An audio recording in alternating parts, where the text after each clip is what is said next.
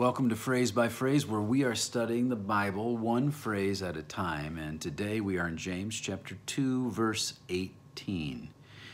James has just laid down the proposition that real faith is going to be evidenced by works. And so he imagines someone maybe offering an objection to that idea, so he does a little bit of role-playing, kind of lays out a conversation, an example of a conversation. So in verse 18, he says, "But someone may well say," and then he says, "You have faith, and I have works." And so this person, imaginary person that he's kind of having them voice his objection is seeing faith and they're seeing works as two separate things. And so one person has faith and the other person has works. And the implication is that, hey, faith is fine, but just because works are absent, that doesn't mean that faith is not legitimate. You've got your faith, that's great. I've got my works, and we're good to go. Or you've got works, that's good for you. I've got faith, that's good for me. You do you, I'll do me, that kind of a thing. But James, in verse 18, challenges that idea and says, show me your faith without the works. In other words, prove you have faith. How do you know you have faith if you can't see it?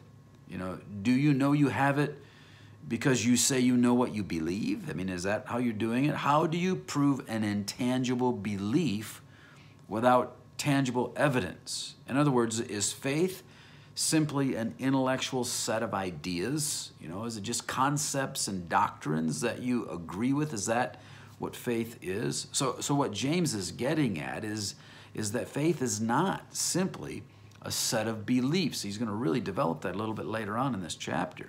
He says that faith is not seen by what one believes, but it is seen by what one does. So in verse 18, he goes on and he says, show me your faith without the works. And then he says, and I will show you my faith by my works. So you can only see faith through action. You are saved by faith alone. But faith that is real will change the way that we live. And if there is no change, then the faith wasn't real. It's what you do. It's not what you say. It's not what you believe intellectually. It's what you do. Jesus said it this way. He told a parable. He said a father had two sons, and he asked both of his sons to go out into the field and work. And the first son said to the father, "No, I'm not going."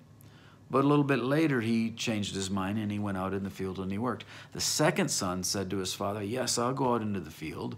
But then he changed his mind and he did not go. And then Jesus said, "Which one did the will of his father?" And the answer is the one who went out into the field. It didn't matter what they said. It didn't matter what they believed. What mattered was, what did they do? Because if it's real, it's going to be expressed in the way we live. All right, well, that's a lot to think about. So we think about our own lives, and am I living out the faith that I profess, that I believe? So we're going to continue James's argument that he unfolds phrase by phrase as we study the Bible together, phrase by phrase.